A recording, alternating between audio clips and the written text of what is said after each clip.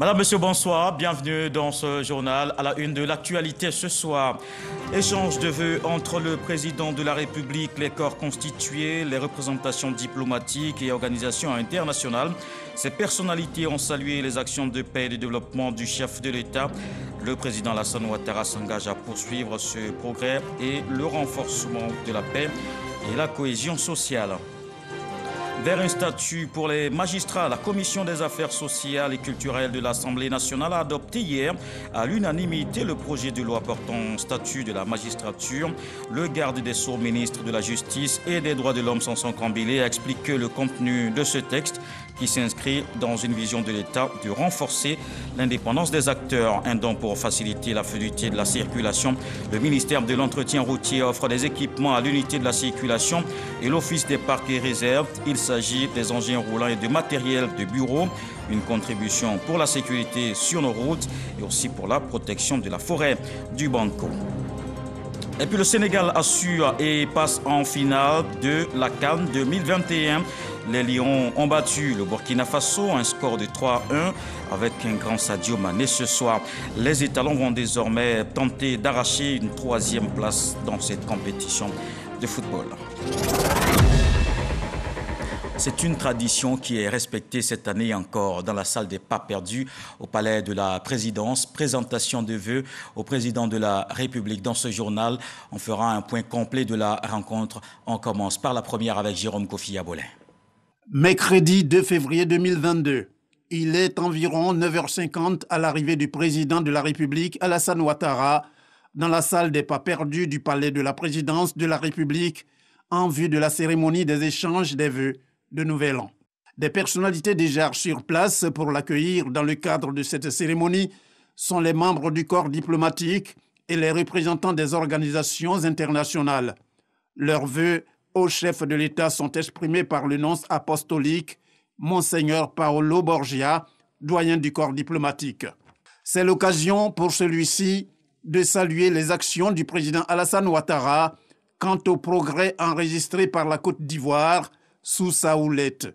Monsieur le Président de la République, notre présence ici, ce jour, est signe de la vitalité diplomatique de votre pays et nous encourageons toute action destinée à offrir de meilleures possibilités de travail et à protéger les catégories d'emploi plus faibles. Nous saluons à cet égard la bonne résilience de l'économie ivoirienne qui classe le pays parmi les pré-émergents d'Afrique subsaharienne. Nous souhaitons pour cette nouvelle année qu'à travers ces projets ambitieux, la Côte d'Ivoire poursuive sa marche en avant vers l'union, la discipline et le travail. Le président de la République, très ému, rassure que le gouvernement ivoirien est et sera toujours déterminé à poursuivre les efforts de développement afin de donner le sourire à tout le monde. Au cours de l'année 2021, les relations bilatérales et multilatérales entretenues par la Côte d'Ivoire avec les États et les organisations internationales se sont renforcées et diversifiées autour de l'un des principes directeurs de la politique étrangère de notre pays, à savoir la Côte d'Ivoire est l'ami de tous et l'ennemi de personne, comme le disait souvent le président Félix Houphouët-Boigny. Sur la base de ce principe, la Côte d'Ivoire est désireuse de continuer de bâtir avec tous les États, sans exclusive, des relations respectueuses et amicales en vue du renforcement de la croissance économique et de la transformation structurelle de l'économie ivoirienne. Au plan sous-régional, la CEDEAO a été secouée par les crises au Mali et en Guinée, qu'elle s'attelle à résorber par le dialogue, la négociation et la concertation. Notre organisation travaille avec les dirigeants de la transition au Mali et en Guinée. À ces deux crises s'ajoute malheureusement la prise du pouvoir par les armes au Burkina Faso. Notre organisation commune a tenu à cet effet, le 28 janvier 2022, un sommet extraordinaire virtuel des chefs d'État et de gouvernement en vue d'examiner la situation qui prévaut dans ces pays frères. Face aux nombreux défis, nous sommes appelés à nous mobiliser et à mutualiser nos actions en vue d'apporter des réponses efficaces et durables. Le deuxième groupe, après les membres du corps diplomatique et des organisations internationales, a salué le leadership du président Alassane Ouattara à travers cette cérémonie de présentation des vœux est composée des représentants des institutions de la République et des juridictions. Groupe ayant pour porte-parole Traoré Agaratou Koulibaly, qui souhaite que l'année 2022 soit pour le président de la République une année de progrès et de prospérité. Excellence, Monsieur le Président de la République, les institutions de la République vous encouragent à toujours favoriser les convergences les plus larges possibles pour le renforcement de la démocratie dans notre pays, mais également pour l'apaisement du climat politique. Au nom des institutions, je vous présente, Monsieur le Président de la République, les vœux ardents que nous formulons pour votre santé, votre bonheur et votre réussite dans les hautes fonctions que le peuple de Côte d'Ivoire vous a confiées. En réagissant, le président Alassane Ouattara indique pouvoir compter davantage sur ses hôtes du moment pour permettre à la Côte d'Ivoire d'avoir des institutions plus fortes. Les défis croissants du moment en matière de bonne gouvernance, de renforcement de la démocratie, de sécurité et d'autres nous montrent que les efforts à accomplir pour davantage de progrès et de mieux-être relèvent de notre devoir collectif. À cet égard, je suis convaincu que la solidité de nos institutions constitue un gage de sûreté. Je sais que je peux compter sur chacune et chacun de vous parce que vous êtes les piliers de la nation. Comme disait Obama, il faut des institutions fortes dans nos pays. Je suis convaincu qu'ensemble, dans l'effort, dans la cohésion et dans le travail, nous saurons maintenir le cap pour le progrès et la paix dans notre beau pays et pour le bien-être de nos compatriotes. Et le président Alassane Ouattara de souhaiter, avant de prendre congé, des vœux de santé et de bonheur aux représentants des institutions et leurs familles respectives, après l'avoir fait avec les membres du corps diplomatique, les premiers à échanger les vœux avec lui en ce début d'année 2022. On reste au palais pour suivre des réactions du corps diplomatique et les organisations internationales. C'était pour moi, ressortissant de la Guinée-Conakry, un moment, je vous avoue, de joie, de grande émotion, car à travers ce discours, à travers la sérénité par laquelle le président a présenté son bilan élogieux, prouve à suffisance que la paix, la stabilité est la base du développement. Et nous aimerions, nous aussi, que la Guinée puisse obtenir la chance auprès de tout miséricordieux pour avoir cette paix et cette stabilité. On sait parfaitement le rôle que joue la Côte d'Ivoire dans la région, un rôle de locomotive dans la région Afrique de l'Ouest francophone. Donc pour ce qui est du Sénégal, les relations restent au beau fixe. C'est deux pays qui entretiennent une relation ancienne, excellente, et les deux présidents, leur Excellence président Macky Sall et le président Alassane Ouattara, ont une communauté de vues sur toutes les questions. Et naturellement, en ce moment où notre zone est un peu perturbée, c'est des présidents qui se parlent tout le temps. Et donc la relation est très bonne et elle ira en se renforçant. Bonnes et heureuses années à tous nos frères et sœurs ivoiriens. Et bien évidemment, au premier d'entre eux, son Excellence le Président de la République, que Dieu le garde et le protège pour continuer à mener ce pays vers le développement, la croissance et le bien-être pour tous. Nous sommes là très heureux et nous avons apporté des messages forts à la Présidence de la République pour continuer le travail de la lutte contre la corruption, le développement des infrastructures et bien sûr le dialogue politique et l'inclusion de tous pour continuer de prospérer dans la paix et la stabilité. des vœux de paix, de réconciliation, de stabilité, de prospérité, parce que ce pays a beaucoup de potentiel et il le prouve d'année en année. Et il faut la paix sociale pour permettre cela. Je crois vraiment que 2022 peut être une très bonne année pour la Côte d'Ivoire. C'est ce que je l'espère. La Côte d'Ivoire a beaucoup d'amis et les Américains sont contents de compter parmi les amis de la Côte d'Ivoire. Pour 2022, je souhaite tout d'abord qu'on sorte tous ensemble de la pandémie. Plus spécifiquement pour l'Union européenne, je souhaite que les liens très forts qu'on a déjà se renforcent encore plus, beaucoup plus. Je souhaite vraiment aussi encore avoir plus d'investissement et plus de commerce avec la Côte d'Ivoire, parce que je pense que 2022 pourrait être l'année de l'investissement et des commerces pour faire plus ensemble. Toujours au micro de nos reporters, des personnalités des institutions se sont réjouis de cette rencontre, comme on peut les entendre dans ces propos recueillis. Sous le leadership du président de la République, on ne peut pas dire que la Côte d'Ivoire ne se porte pas bien. Bien entendu, la Côte d'Ivoire fait partie du monde. Nous pouvons dire que la politique de rassemblement des Ivoiriens, de vivre ensemble, est de plus en plus une réalité. Tout le monde se retrouve dans tous les cercles, particulièrement au niveau de l'Assemblée, également avec le dialogue national.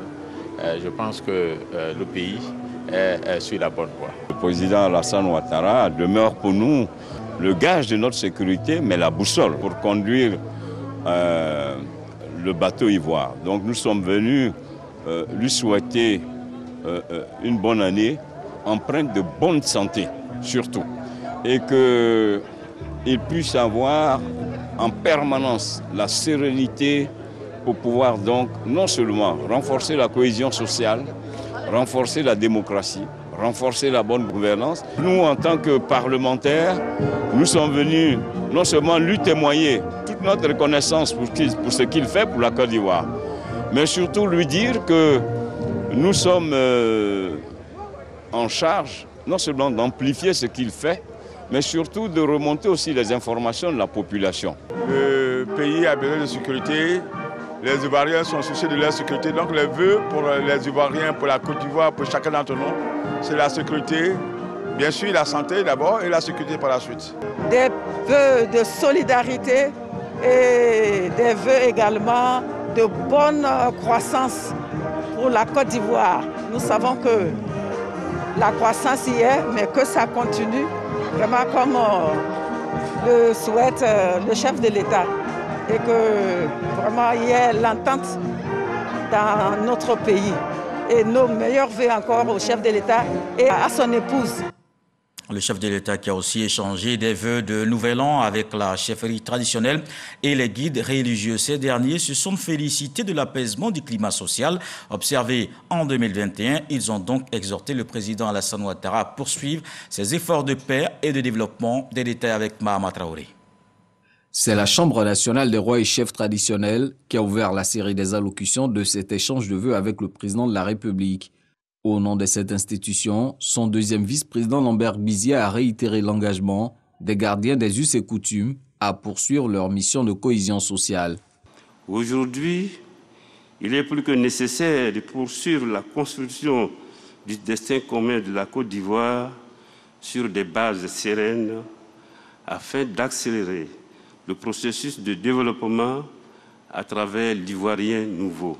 Cet idéal que vous chérissez tant. Excellence, Monsieur le Président de la République, les rois et chefs traditionnels voudraient vous réitérer leur volonté de conduire avec détermination la noble mission de paix et de cohésion sociale que vous avez bien voulu leur assigner. Quant aux religieux, ils ont exhorté le chef de l'État à poursuivre ses efforts sur le plan politique et économique afin de consolider la paix sociale et d'améliorer les conditions de vie des populations. Il ne suffit pas au peuple d'avoir de quoi vivre. Il lui faut aussi, et en même temps, une raison de vivre. C'est pourquoi, Monsieur le Président de la République, nous vous encourageons à redoubler d'efforts dans votre recherche inlassable de la réconciliation, de la cohésion sociale et de la paix. Et nous vous félicitons pour le grand et beau travail que vous faites déjà dans ce sens. Monsieur le Président de la République, vous avez fait votre devoir de Président de la République de produire la croissance. Nous devons tous, à présent, travailler à sa juste redistribution afin que les couches les plus défavorisées ressentent les effets des progrès réalisés. Le président Alassane Ouattara assure prêter une oreille attentive aux appels des dignitaires religieux et traditionnels. J'apprécie hautement la qualité de l'accompagnement que la Chambre nationale des rois et chefs traditionnels apporte au gouvernement. Et je tiens à vous remercier, Majesté Président de la Chambre, ainsi que les membres de la Chambre. Et je voudrais vous dire toute notre gratitude pour le travail que vous avez fait pour réconcilier nos concitoyens depuis la fin de la crise que nous avons traversée. Je remercie également nos guides religieux pour leurs prières et le rôle éminemment important que vous jouez auprès de nos populations. J'ai pu vous assurer, Éminence, que nous continuerons de travailler ensemble et sans relâche pour bâtir une nation non seulement prospère, mais réconciliée et en paix. Ces engagements du chef de l'État se traduisent par la reprise du dialogue avec l'ensemble de la classe politique en décembre dernier, un dialogue qui devrait se poursuivre dans les semaines à venir afin de renforcer la démocratie et consolider l'unité nationale. Les guides religieux et chefs traditionnels ont aussi assuré le chef de l'État de leur disponibilité à contribuer au renforcement de la paix. Je vous propose de les écouter. Quand je pars du Cavali pour arriver à Abidjan, passant par Yamoussoukro, mais on voit visiblement le travail. Et celui-là, il faut l'encourager. Il nous revient de bonne volonté de faire des vœux de meilleur et de santé au président de la République. La Côte d'Ivoire aime toutes les religions. Donc Dieu c'est la paix. Paix pour la Côte d'Ivoire, paix pour chacun de nous. Et que dans les foyers, on dorme en paix sans avoir peur. Toutes les confessions religieuses dans les compositions sont unies comme un seul homme pour prier pour non seulement le pays, mais également pour accompagner le président de la République dans ses œuvres. Les vœux de paix d'abord, de santé, de longévité, de prospérité, de bonheur au chef de l'État et à tous ses collaborateurs, ses proches et à tous les Ivoiriens. Et donc nos prières accompagnent le chef de l'État dans ses efforts de développement. Et nous prions également pour toute la Côte d'Ivoire afin que la Côte d'Ivoire atteigne ce stade de pays émergent parmi les nations et que nous fassions le bonheur de tous les Ivoiriens, mais également le bonheur de tous les pays aux alentours de nous. La présentation des vœux est bien indiquée pour qu'on vienne lui exprimer d'abord notre fierté, lui apporter nos encouragements et lui dire de faire mieux que ce qu'il a déjà fait, qui est bien, afin que le peuple ivoirien puisse reconnaître en lui celui qu'on a toujours estimé, qu'on a toujours désiré. Les guides religieux de façon générale font des prières à l'endroit du chef de l'État et pour toute la Côte d'Ivoire. Et aujourd'hui, c'est un jour spécial pour formuler des vœux pour non seulement le président de la République, et pour tout le gouvernement et pour toute la nation. La Côte d'Ivoire, c'est le bonheur, c'est la paix. Au moment où on sent qu'autour de nous, il y a l'agitation, il y a l'incertitude, nous voulons que la Côte d'Ivoire soit une oasis. C'est le pays de la paix, la prospérité. Et nous voulons que la Côte d'Ivoire soit un pays de paix. Et qu'elle soit un modèle pour les autres. Nous sommes heureux, en tant que fidèles de l'Église d'Ima, d'être associés aux meilleurs vœux présentés au président de la République cette année. Que Dieu apporte la vie éternelle, la bonne gestion des affaires de l'État de sorte que le peuple de Côte d'Ivoire soit un peuple épargné et heureux. Qu'Allah subhanahu wa ta'ala l'accompagne dans sa mission très difficile pour qu'il puisse conduire le navire ivoire à bon port, que la paix nous accompagne, la paix dans nos esprits, la paix dans nos actions et la paix dans notre pays. Nous sommes ici pour saluer son Excellence, Monsieur le Président de la République.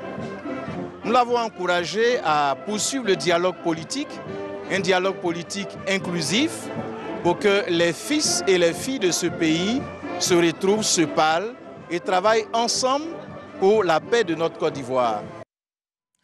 On quitte le palais de la présidence pour l'Assemblée nationale. La commission des affaires sociales et culturelles a adopté hier à l'unanimité le projet de loi portant statut de la magistrature. Face à la trentaine de députés, le garde des Sceaux, ministre de la Justice et des Droits de l'Homme, Samson Kambile, s'est prononcé sur les 104 articles répartis dans les 10 chapitres du projet de loi. Cette vision de l'État renforce l'indépendance du magistrat. Walter Amadou Ouattara. Présidée par le député Jean-Louis Billon, la Commission des affaires sociales et culturelles de l'Assemblée nationale valide à l'unanimité le projet de loi portant statut de la magistrature. Cette adoption en commission s'est faite après environ 3 heures de débat. Des préoccupations, suggestions et amendements ou soutien ont été exprimés par les groupes parlementaires EDS, UDPCI, PDCI RDA et RHDP. Face à la trentaine de députés présents, le garde des Sceaux, ministre de la Justice et des Droits de l'Homme, s'est prononcé sur les 104 articles répartis dans les 10 chapitres du projet de loi. Pour le ministre Samson Kambile, le projet de loi innove et constitue une avancée notable. Garantir plus d'indépendance aux magistrats suppose en contrepartie une plus grande exigence de la société à son égard en termes de responsabilité. À cet égard, le présent projet de loi instaure les conditions d'une meilleure compétence du magistrat par une organisation plus rigoureuse de la formation initiale et par l'institution de la formation continue obligatoire pour chaque magistrat. Le renforcement de la responsabilité du magistrat se traduit également par la définition de règles déontologiques claires qui doivent guider son comportement. Ainsi, le présent projet de loi prévoit des dispositions sur les devoirs généraux du magistrat, celles relatives à ses devoirs dans l'exercice de ses fonctions et celles portant sur ses devoirs en dehors de l'exercice de ses fonctions. Le projet de loi portant statut de la magistrature renforce l'indépendance du magistrat, lui reconnaît le droit syndical pour défendre ses intérêts, mais lui interdit l'exercice d'activités politiques. Fin à Abidjan des travaux de l'Association des institutions supérieures de contrôle ayant en commun l'usage du français. La principale résolution est la nécessité de garantir l'indépendance des cours des comptes pour des résultats crédibles et transparents. Le nouveau président élu de la fêtière, le Sénégalais Mamadou Faye, vous allez l'entendre, a promis d'améliorer la visibilité des gendarmes des finances publiques. Lansine Bakayoko. À ces assises des institutions supérieures de contrôle des finances publiques, une demi-dizaine de résolutions ont été prises pour renforcer la mutualisation des connaissances en vue de l'instauration de la bonne gouvernance et des meilleures pratiques au sein de l'espace francophone. Des pratiques censées contribuer à la promotion de la reddition des comptes. Notre résolution principale, c'est de réaffirmer l'indépendance des ISC. Ça veut dire quoi l'indépendance des ISC ? Ça doit être une institution qui ne dépend pas de l'exécutif et qui ne dépend pas non plus du législatif. L'indépendance des coûts des comptes, une immense entreprise de gouvernance publique à équidistance du Parlement et du gouvernement. Encore faut-il que ces institutions supérieures de contrôle, notamment celles de l'UEMOA, fassent connaître les résultats de leurs investigations, comme cela se fait dans les pays du Nord. La situation de la Cour des comptes en France se nourrit de cette histoire.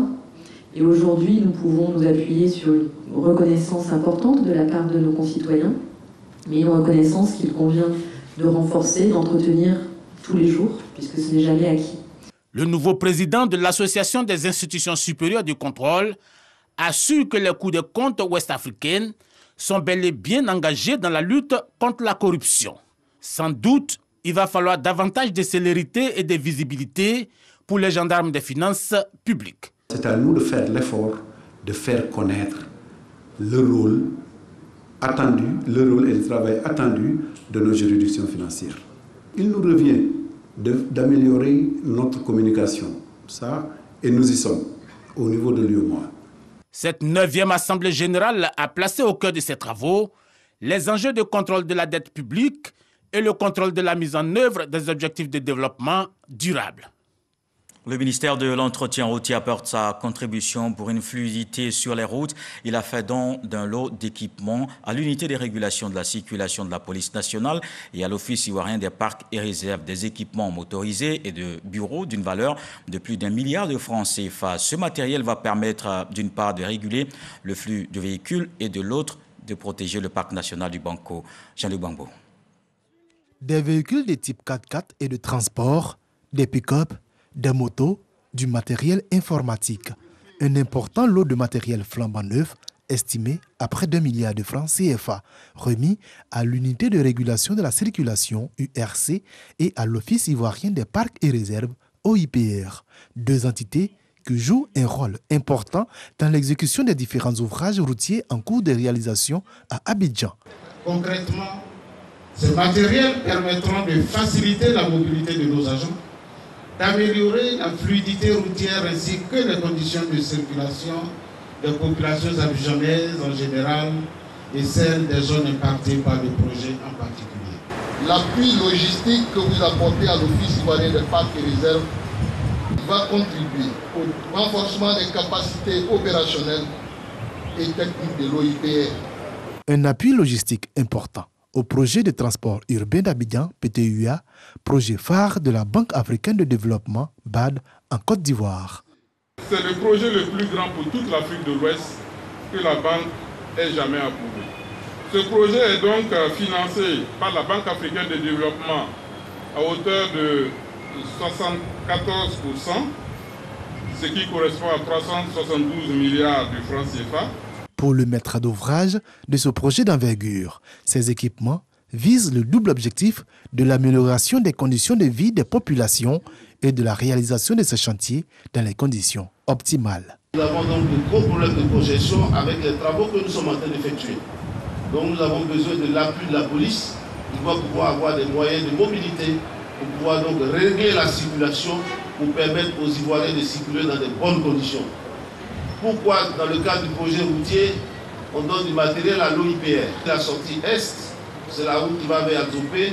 Nous longeons donc la forêt du Banco. C'est une autoroute à 2 fois 3 voies. Alors, vous savez, les personnes auront tendance, parce qu'il y a la route, à aller s'installer pour faire du commerce. Nous avons décidé donc de faire une clôture tout le long donc, de l'autoroute. Mais aussi, on met des drones, on met du matériel pour que l'OIPR puisse surveiller pour que personne ne rentre dans cette forêt. Le projet de transport urbain d'Abidjan vise notamment à doter la région de la capitale économique d'un 4e pont reliant les communes de Yopougon et Adjamé, la réalisation de 3 échangeurs, l'aménagement de l'autoroute périphérique Y4 ou encore le dédoublement des voies de Dabou et de la prison civile. Les éléments de la police veillent à la sécurité sur les routes. Des unités mobiles sont à des points jugés à risque dans la commune de Cocody, précisément à Angré. Environ 400 contrevenants épinglés pour excès de vitesse en une demi-journée. Lancine Bakayoko. Ici, c'est Cocody-Angré CHU, prolongement de la nouvelle route vers Diorogobiti. André Aonon vient d'être verbalisé par les éléments de la police routière déployés sur cet axe devenu en si peu de temps accidentogène. La raison, l'automobiliste roulait à plus de 70 km/h, là où la vitesse maximale autorisée est de 60. 70 à l'heure, c'est vraiment trop peu. 80 à l'heure, ça va. À 70 à l'heure, bon voilà, c'est un peu trop limite quand même. 80 à l'heure, c'est bon. On m'a dit que je vais recevoir un SMS et puis je pourrais payer en ligne. Cet après-midi, sur 376 véhicules épinglés pour excès de vitesse, 105 ont vu leur conducteur interpellé et notifié sur place. Mais ces unités mobiles ne se contentent pas seulement de détecter les excès de vitesse. Les forces de l'ordre immobilisent aussi les cas d'usurpation ou d'absence de plaques, les plaques illisibles ou fantaisistes, les véhicules volés ou recherchés, les véhicules en défaut de documents administratifs ou encore les engins cumulant des amendes impayées. Ces dispositifs vont se déployer presque sur tous les axes et que ces axes seront choisis en fonction du degré d'accidentologie de ces zones et seront traités. La sécurité routière est un enjeu prioritaire pour le ministère des Transports qui se dit déterminé à maintenir la pression sur les contrevenants au code de la route via le porte-monnaie. Vous avez une équipe en poste un peu plus reculé, qu'on appelle le poste d'interception. Et à ce poste d'interception, vous allez trouver un van aménagé en bureau dans lequel vous avez toute la technologie qui permet de remonter l'information de la détection de sorte à arrêter les véhicules par sélection. La Côte d'Ivoire enregistre annuellement au moins 1300 morts sur les routes. La vidéo-verbalisation, lancée le 7 septembre 2021, se présente comme une réponse à l'incivisme des usagers. Et voici une réponse à un autre problème. Les acteurs du système éducatif ont besoin de moyens de déplacement pour mieux assurer la mission. C'est l'objectif de la remise de ces 35 véhicules à plusieurs inspecteurs et directeurs régionaux. Ces nouveaux engins viennent à propos et sont accueillis évidemment avec satisfaction par les bénéficiaires. Franck Wadio. Cet espace sportif du lycée classique d'Abidjan Cocody, le temps d'une matinée transformé en parc automobile. Ces véhicules, 35 4x4 double cabine flambant neufs, sont destinés à plusieurs directions régionales de l'éducation nationale et à 30 inspections de l'enseignement primaire et préscolaire. Remise symbolique donc, le don est fait par la tutelle. Ces 35 véhicules complètent l'effectif roulant du ministère de l'Éducation nationale fort de 446 véhicules. Un soulagement pour les bénéficiaires. Le ministre de l'Éducation nationale, en mettant ces véhicules à la disposition des directeurs régionaux et des chefs de circonscription, vous leur donnez des outils puissants pour renforcer la supervision et le contrôle de l'action éducative en déconcentré.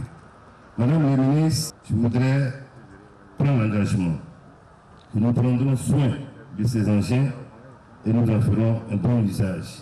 Un don des véhicules qui vient enrichir la dotation des IEP, un geste qui est la concrétisation d'une promesse faite par Mariatou Koné au personnel le 24 septembre dernier. Occasion pour la ministre d'exhorter à une utilisation efficiente de l'outil. Sachez que je me battrai au quotidien pour l'amélioration de vos conditions de travail. J'exige de vous des résultats.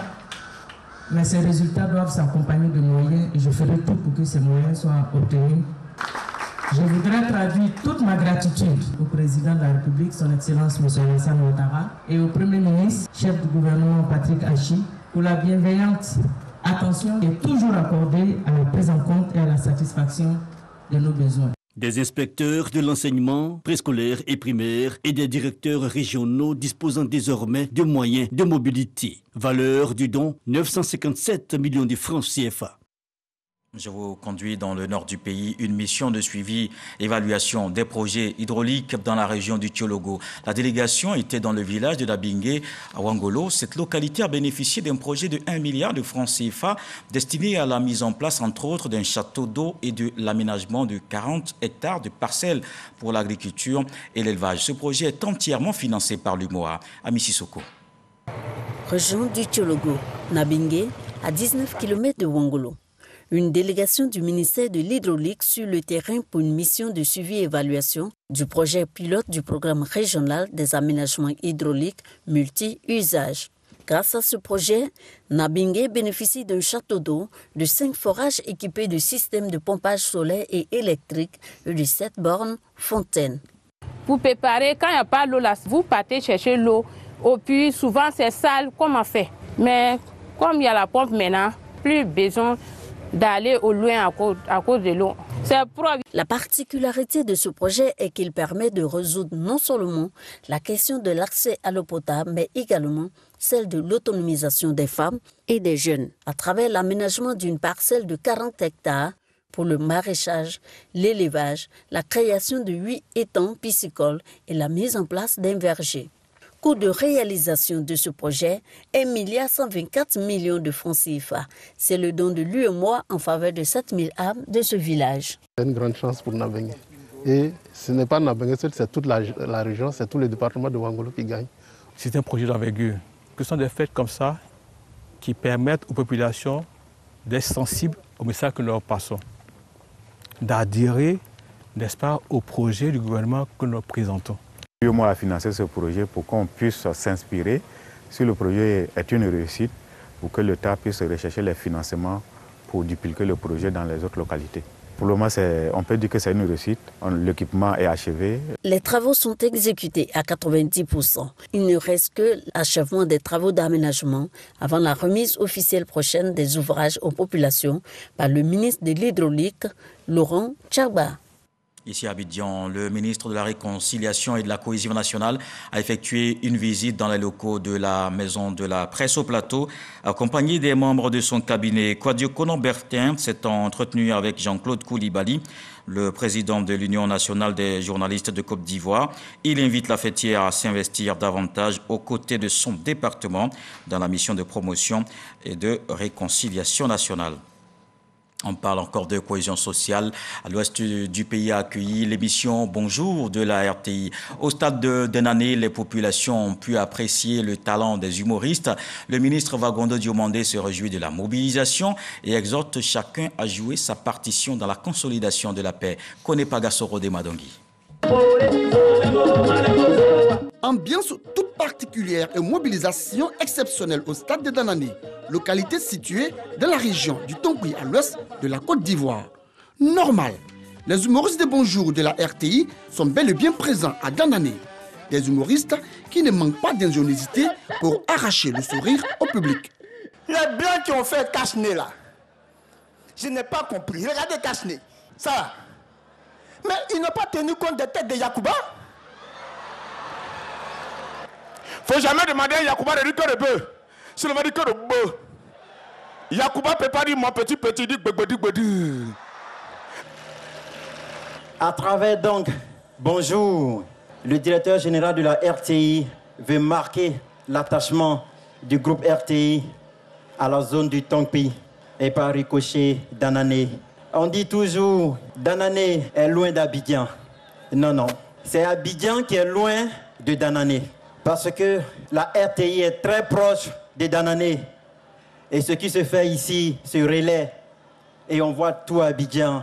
Pour le parrain, le ministre de l'Intérieur et de la Sécurité, le général Wagondo Diomandé, c'est une fierté que de recevoir pour la toute première fois Bonjour à Danané.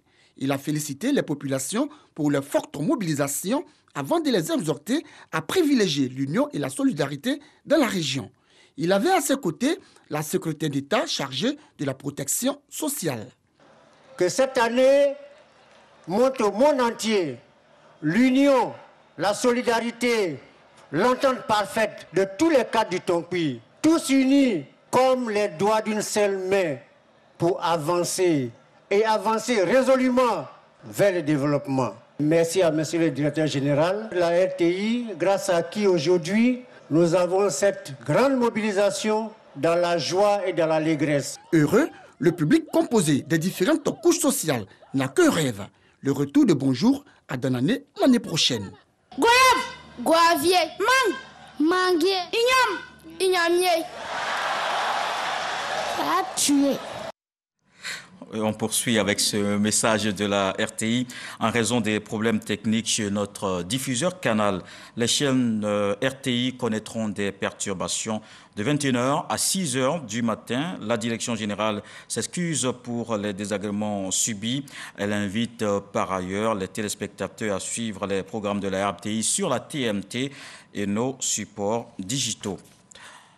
Le Centre régional des œuvres universitaires Abidjan 2 a organisé les finales des journées culturelles et sportives. C'était à l'université Nangui Abrogwa, à Bobo Adjamé. L'objectif est de détecter le talent artistique et culturel des étudiants et les mettre en exergue. Plusieurs disciplines au niveau des sports et de la culture qu'on voit avec Issa Tionayo. Athlétisme, lancer de poids, compétition de handball et de football, danse, arts plastiques et bien d'autres activités ont rythmé la première édition des journées culturelles et sportives de l'université Nangui Abrogwa d'Abobo Adjamé. Au cours de ces activités, amplement disputées, les étudiants de cette université ont démontré que l'école, le sport et la culture pouvaient faire bon ménage. C'est vraiment très important de pouvoir s'épanouir parce que mine de rien, nous sommes ici au campus, on est beaucoup concentrés sur les études, nous sommes vraiment heureux.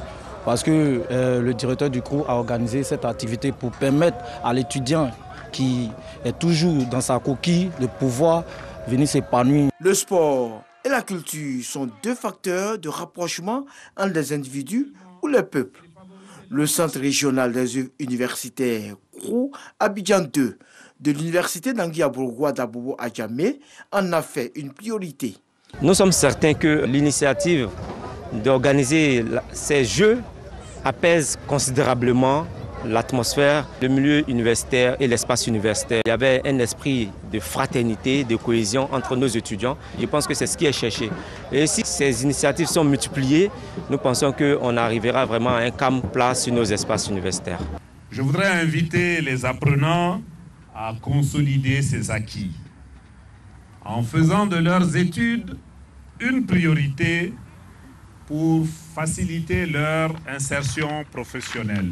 Le sport étant source de rapprochement, de cohésion et la culture, une opportunité d'enseignement sur nos valeurs morales et citoyennes, nous sommes rassurés que tout au long de ces activités, nos étudiants ont été occupés sainement dans un climat de cohésion et de fraternité. Plus de 10 trophées ont été remis aux vainqueurs des différentes disciplines sportives et culturelles. Ces journées ont été l'occasion pour les étudiants de démontrer qu'en plus des études, ils ont des talents d'artistes et de sportifs à revendre. Et l'actualité sur le continent, c'est aussi la CAN 2021. On connaît le premier qualifié pour la finale.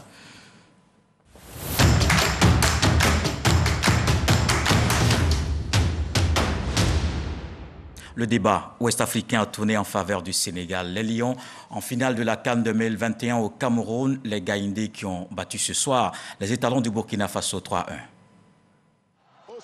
Le Burkina Faso et le Sénégal disputent la première demi-finale de la Coupe d'Afrique des Nations 2021. Un derby ouest-africain pour une place en finale. Les deux équipes se rendent coup pour coup jusqu'à ce que le portier Hervé Kofi ne cède sa place suite à un télescopage avec Sékou Kouyaté. La suite est légèrement en faveur des Sénégalais, mais la pause intervient sur le score de 0-0. Il faut attendre la seconde période avant de voir la situation se débloquer. Grâce à Abdou Diallo, le Sénégal ouvre le score. Dans la foulée, il est imité par Bamba Dieng. Mais la réaction d'orgueil des Burkinabés intervient à la 82e minute avec le but de Blati Touré. À 2-1 et menacé par une éventuelle égalisation, Sadio Mané met ses coéquipiers à l'abri avec ce joli geste. Le Sénégal s'impose 3-1 et se qualifie pour la deuxième fois d'affilée en finale. Voilà qui met un terme à ce journal. Merci de l'avoir suivi. On se quitte avec ce que dit le sage ce soir. Si le cours d'eau change d'itinéraire, le caïman est aussi obligé de le suivre. Dieu le voulant, on se retrouve demain.